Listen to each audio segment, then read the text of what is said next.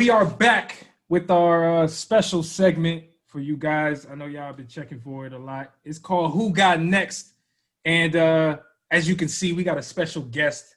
He's in the building. He's a boss. He's a CEO. His name is also Chris. But Q, hey Q, give him the alley-oop before we do the proper introduction. Chris, the CEO. What's going on, man?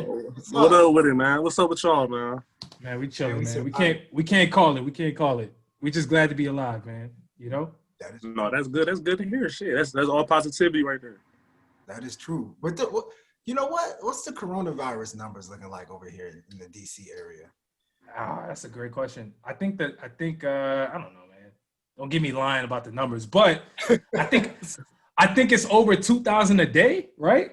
Not dead, but I'm talking about like the test being positive. That's all I'm talking about. Yeah, 2,000 positive. Ooh, so I've been washing my hands. That's what I've been doing. Facts. Oh yeah, 2,000. I'm getting off of this little cold I had. I thought I had the corona. You know what I'm saying? But no, it was a little flu. I went to the doctor. They said everything cool. Stay home, get some sleep. Everything should be good. You know what I'm saying? So I'm feeling real good today. Did they make you do that nose? Like put that thing up your nose? Like that long ass look? Man, I feel like she was trying to touch my brain, but yeah, she did that shit. Real talk. That joint is weird. Just like, you got it. I know. And you start crying and all that. It's funny because I did self-administer. I don't know if I know Uch, you got it. You got the test too, but they made us do it ourselves. They made us. Oh, you had to do it yourself. We had to do it ourselves. Yeah, we had to put the thing. They said put it up and then spin it like 5 times. I was like, hell, nah, I can't. So I had just went to the emergency room and shit and let them. You was actually I had let them do it. Yeah. Yeah, you was actually sick. You was actually sick. So I got my test. I got my test done like 3 weeks ago, and can you believe they told me that, you know, the little swab, you know, the little thing they put up your nose? Yeah. So the one that they gave me was like a regular ear swab. They said that the test has gotten easier because it used to be like this long, and they would put it back further up your nose. So apparently they took it easy on me. I don't know, but that shit hurt. I don't know about y'all. That shit hurt. I mean, they gotta find a easier method. So wait, you mean to tell me them athletes, they do it every day? That's nuts. I don't believe it. I don't believe it. That's crazy. That's crazy. But man, my girl at STNA, you know what I'm saying? She was working with like the older people, and she be having them do it like once a week. You know what I'm saying? So I think people that do be around people that work do got to do it really often a lot. So yeah, damn. Shout out to them. Yeah. Shout out to them. Shout out to all the people that's surviving and thriving during this time. You know what I'm saying? Let's get into the convo though, man. Chris, the CEO, what's going on with you? How are you maintaining musically during this time? How's your mental health? How's everything with you musically during these times, man? So, you know, I be feeling like music be like chess. You feel me? So I really just been trying to sit down here and figure out really, really, really like what I feel more comfortable in within the music I'm making, because I'm so sensitive to everybody around me, and I be taking in so many different opinions. So I be trying to make everybody happy. So I be trying to tell people I'm versatile. I can make singing music for you. I can make rapping music for you. But I'm in this space right now where it's like, man, I low-key want to make music that make me happy, regardless of how everybody feel about me, and then hopefully y'all just like it. You feel me? So that's kind of what I've been on. I had dropped my last project, Mouthpiece Season 3, maybe like 2 or 3 months ago. And I just like how I started it off on that real gutter rap trap shit. So this next project I've been working on, I'm working with only one producer. He make the real hard hitting trap banger beats that I just love listening to. And I love rapping on the type of beat. So my next album about to be super, super heavy, hard, bloody bullshit. You feel me? So that's what I've been working on right now. You know what I'm saying? I've been trying to tell people I don't want to sing no more. I never did like doing that shit. But I know I make people happy though. You know what I'm saying? That be people vibe. They're like, no, Chris, but you do it so well. But it wasn't making me happy. So now I'm about to just make an album that's for me and just see how it goes. You know what I'm saying? That's crazy. You know what? Hey, go ahead. Hey, Q, before you jump in, man, that's crazy to me because, like, I'll be honest with you. I heard Mafia shit. What the hell is the name of that shit, man? Mafia Season. There you go. I heard Mafia Season, Yeah. the latest project, Mafia Season 3. But then I put on the newest song you put out in September called Reminisce, which had like a little bit more of a melodic feel where you were singing a little bit. So that's why I'm surprised to hear you say that. Because that shit was tight. I liked it. Yeah. So you going away from it because you don't feel like that's natural, that's naturally that's really your sound, or what? No, that's exactly what it is. It's like I actually got like a whole album of singing songs. It's just type right there. I'm gonna drop it eventually down the line too, but right now I just want to release one album that's just for me. I've been dropping albums for everybody. I've been dropping them songs for y'all. So I'm like, but can I make a boss album? Can I make that real good? That shit that be in my head. Let me make that shit for me. And I go back and I got all the shit on my computer. I'm like, I can drop the little singing shit that y'all like. It's not like my talent went away, but like how you said, I did drop that. And I dropped that for like the females, because I be, you know what I'm saying, females. You feel me out? So so I've been trying to drop music for them. We get it. Yeah. Hey, say less. Yeah, 100%. Let me not get myself in trouble. But yeah, so the singing stuff, they ain't going nowhere. But I just want to make myself happy a little bit. Be a little selfish just one time, just one little go around. That's what's up. I mean, I also agree with Uch. Like, I think when you get to the melodic bag, like, you actually do it really well. But then I also heard you on that tough stuff. So you do both well. But when you combine the both worlds, like, in my opinion, it sounds even doper. Like, for instance, one of my favorite joint off Mafia Season 3 is Take Your Life. It's like, it's hard as hell, but you singing on it. You know what I'm saying? Like, but I ain't gonna hold you. That's the type of vibe I'm talking about. That type of shit. Okay. Yeah. That how that bass hit. Mm-hmm. You know what I'm saying? And how, because let me change that up. I'm really talking about like maybe like the beat selection.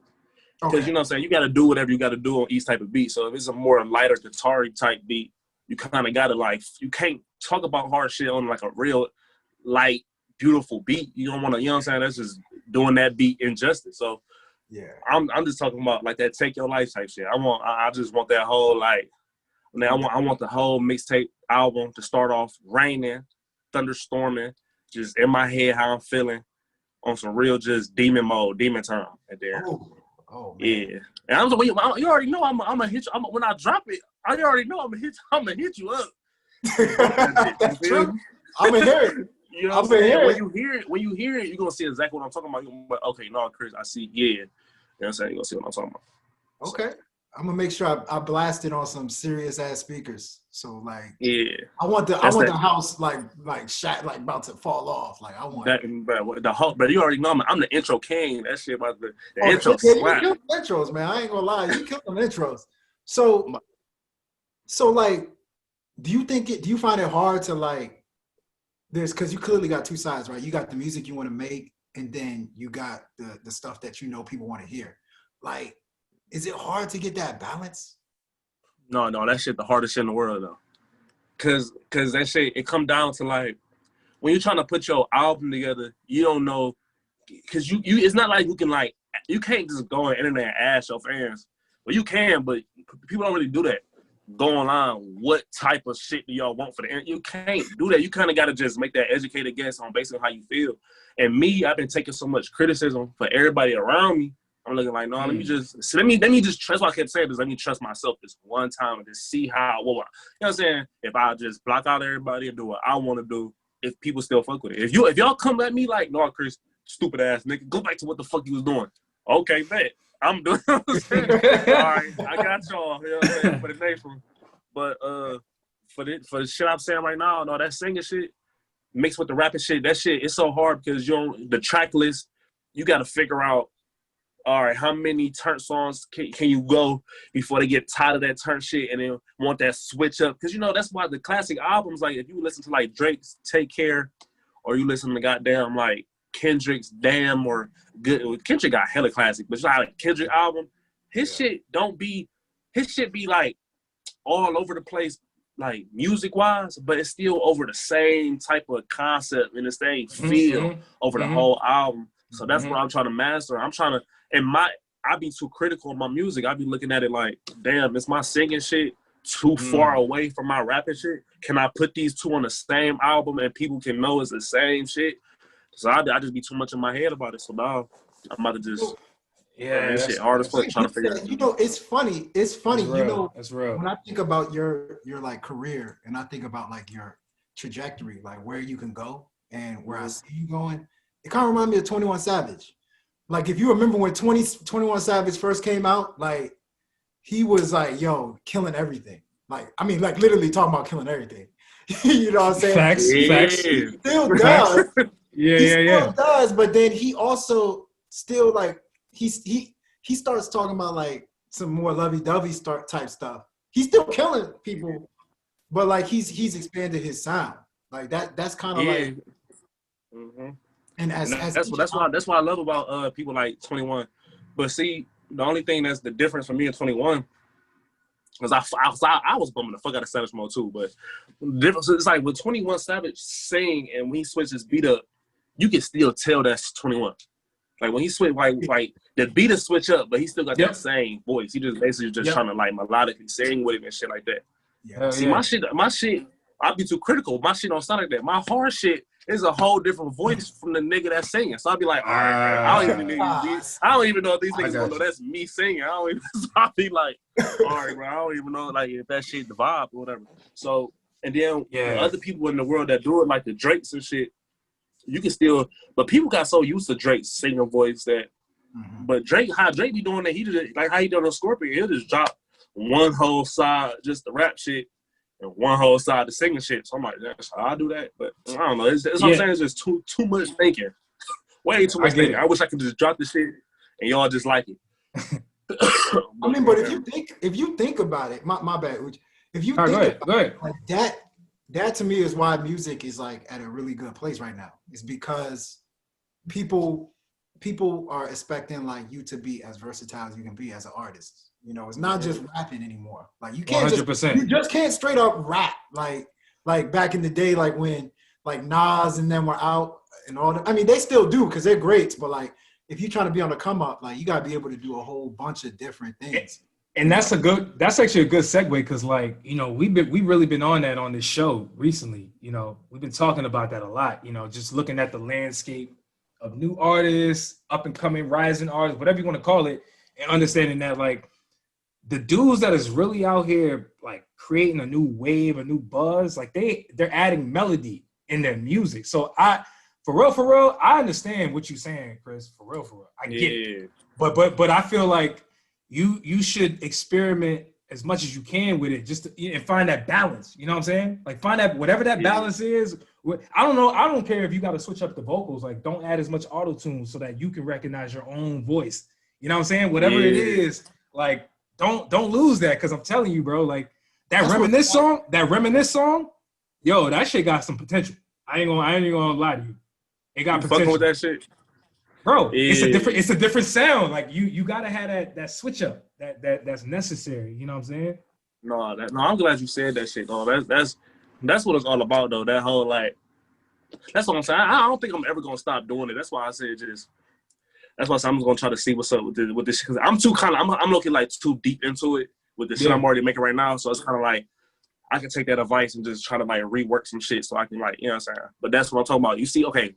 Prime example. You see how y'all just did that? Y'all see how y'all was like, Chris, bro, you should just try to keep a melodic sound and shit because I like this song. Nah, look, you saw y'all say that? I'll go, nigga, it'll be like a supporter or something on like Instagram, send me a DM. Chris, bro, that Mud song, hard as fuck. Just stop singing, bro. Do that Mud shit 1,000 times. I'd be like, all right, so now I should do the Mud shit 1,000 times. Then it'd be like, my girl would be like, babe, I like all the songs on Mafia Season 2. I just like all the singing shit. I'm like, all right, babe, I'm gonna do all the singing shit. But then I'll be like, no, Chris, blend the shit. And I'll be like, all right, bro, I don't know what the fuck to do. I'll just be like, you know what? So I'm gonna be real with you. Like, so I used to be an artist, right? I made music growing up, and I read your bio on Spotify, and you know clearly we talking to you now, so I want to get more insight into your background, you know, as far as making music. But like, you know, yeah, man, it's hard, man. It's hard appeasing people because you can never satisfy everybody. So don't get too caught up in that, but definitely hear where people are coming from. Now you see what I'm saying with that sensitive shit. Yeah, I be yeah. really trying to make people happy though. Like I get it. You can't. You never will. You never. It's a losing battle, man. Don't do it. Don't do it to yourself. That's that. You know what I'm saying? So that's why I said.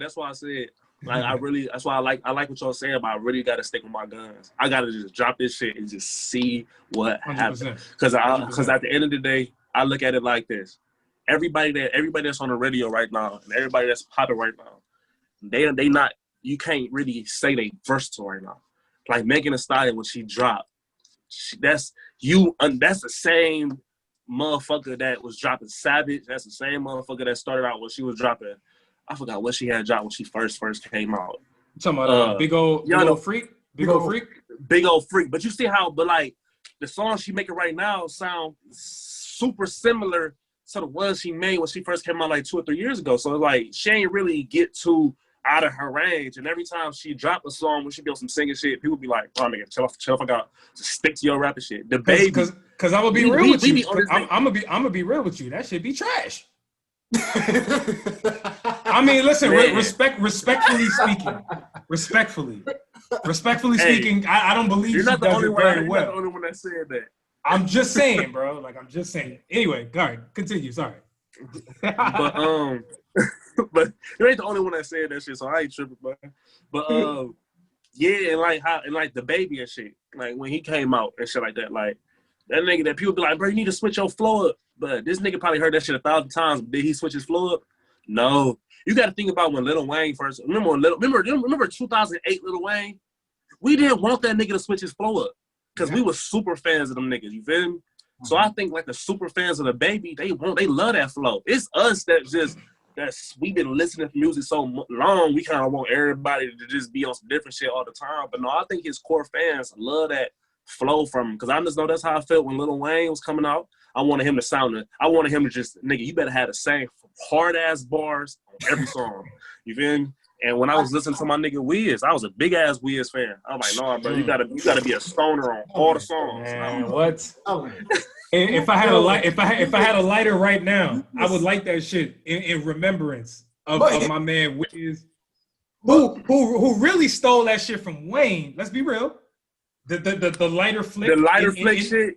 He stole it. He pulled a fast one on Wayne. Let's be real. That nigga Wiz did look like pieced together from everybody and kind of blend that shit up. But he was gonna put like a little stoner twist to it and shit. 100%. Wiz is that dude. I'm gonna play devil's advocate. Like, I think a lot of people initially they don't like change, so they're gonna be like, "Yo," like when Wayne was singing, I was like, "Yo, what is he doing?" Like, I'd rather you rap. But like, if you look back at it, Wayne singing is what a lot of people are doing now. Like, Young Thug has a whole career off of Wayne singing. Like, at the time we don't like it, but like, if the music is good, people adjust to it. You know what I'm saying? Facts. If the music is good, and I think that's what's going on. Man, I was just listening to that goddamn No Ceilings 3 and shit. Oh. Just trying to get back into my Lil Wayne mood and shit like that. But that's what I was. Hey, you know what I'm saying? You don't want to hear what I got to say. Actually, hold on. But let's be real. And by the way, I didn't hear No Ceilings 3 yet, so I'm gonna reserve judgment till I listen to it. But Wayne in 2020 has been killing features. I just want to put that out there. Bro been killing features all over the place. What's popping remix, NBA Youngboy, my window, snaps. Like, he been snapping on features this year. I just want to point that out there. If you guys didn't know that. Go ahead. No, go ahead, bro. I think he's been the same Wayne. Like, you're so used to him experimenting that when he actually starts snapping like he was back then, you like, yo, he killing it. And by the way, what he was making back then. But that's fair. So I'm not saying like he's doing anything that I haven't heard him do. I'm just saying, let's not act like we ain't go through a Lil Wayne decline for the last sure. Yeah, 5-6 years. Come on now. He's back. What he been doing this year, he's actually getting back to what we know him for. So that's good enough. It's Wayne, bro. I'm just gonna be 100% real with y'all, bro. Lil Wayne was shitty as fuck to me 3 years ago. Like, it was like 3 years ago. He did. I agree. It was like he did something. It was like, bro, this nigga trash. I don't know what happened to Wayne. Until y'all get Wayne back, he's trash. Trash. Shitty, boy. Shitty. I just came up with that conclusion. I'm like, bro, because I'm talking about I was mimicking Wayne. I used to like low-key steal, like I used to find like little hidden mixtapes and like unreleased music and like memorize the fucking goddamn verse and then go to school like, yeah, bro, look at these bars I got, bitch. I'm wrong. Like I used to really fuck with Wayne, but it's like I don't know what he was going through with that little Birdman shit or whatever the fuck like that. But the last shit I was fucking with from Wayne was like the Free Weezy album. And then I don't know what happened after that. I was like in high school or some shit. And I don't know what happened. Free Weezy. I was just waiting for the Carter 5 or something. And then when the Carter 5 came, I wasn't even happy. I'm like, what the fuck, man? I don't know why I thought this shit was about to be like the Carter 3 or some shit. I did not like the Carter 5 like that. It was all right. They teased it for 7 years or whatever the hell it was. And it was all right. It was all right. Let's be real, man. Look, we gotta call a spade, bro. Here's the thing. He grew as an artist, but it doesn't mean that it was good. You know what I'm saying? Like, to me, he was trying to experiment with a whole bunch of stuff, and it was good. But I'm not trying to hear that from Lil Wayne. Like, I'm trying to hear Carter 2, Carter 3, Lil Wayne. Low key. If he came back with like if he was just like, hey y'all, I'm about to drop the Carter 2.5. Oh shit. I think I have a heart attack. I swear to God, I feel like that was like one of the rawest albums ever, bro. Like he number had two, like, number 2, right? Number 2? Yeah, number 2. Oh my God. Yeah, the Carter 2. I love Carter 2. Carter 2. Man. But you know, to go back. I love that joint. To kind of go back to you, Chris, you said something that actually ties in to Carter 2, in my opinion. You said you're going to be working with one producer. Like, to me, like Lil Wayne was at his best when he was just working with Manny Fresh, like the same people. Like, you know, he got that chemistry with the people. And that, to me, is usually when artists, in my opinion, they drop their best work when they working with one person. One producer. You know, like Metro Boomin. We seen that recently. Hell yeah. Hell yeah.